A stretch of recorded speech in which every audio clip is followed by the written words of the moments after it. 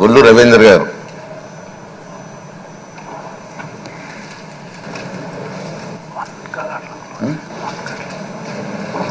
నమస్కారం అధ్యక్ష. చాలా సంతోషం.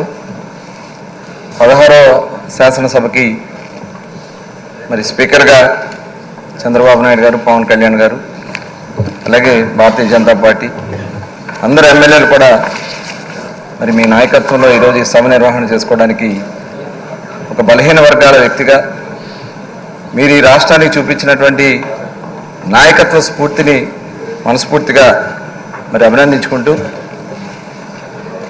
మరి చింతకాల అయ్యన్న పాత్రుడు గారంటే ఒక అభిమాన పాత్రుడిగా ఈ రాష్ట్రంలో ఉన్నటువంటి ప్రతి ఒక్క తెలుగు బిడ్డ, ఒక ఆంధ్ర రాష్ట్రమే కాదు అధ్యక్ష, ఉమ్మడి మరి ఆంధ్ర రాష్ట్రంలో తెలియని వ్యక్తి ఉంటారు అధ్యక్ష.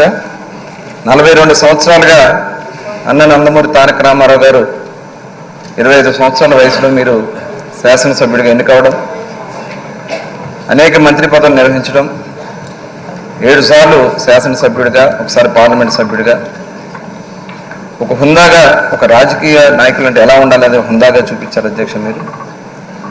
మరి అటువంటి మీకు గత 5 సంవత్సరాలు ఎన్ని ఇబ్బందులు కలిగించారో ప్రతి ఒక్కరు కూడా బాధపడ్డారు అధ్యక్ష. నిజంగా ఆ రోజు ఈ రాష్ట్రం ఏమైపోతా ఉంది, ఇంత పెద్ద 66 సంవత్సరాల వయసులో కూడా వారిని కూడా వేధిస్తున్నారని చెప్పి ప్రతి ఒక్క ఆంధ్రుడు బాధపడ్డారు అధ్యక్ష.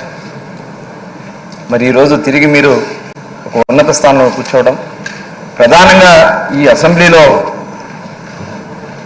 చాలా అవమానాలు జరిగినాయి అధ్యక్ష ఎమ్మెల్యేలకి. ఆ రోజున మేము చూసాం,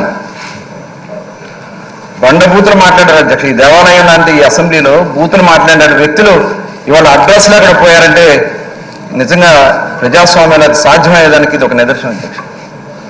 ఖచ్చితంగా ఇవాళ ఆంధ్ర రాష్ట్రం ప్రజలు కోరుకున్నారు అధ్యక్ష, వాళ్ళ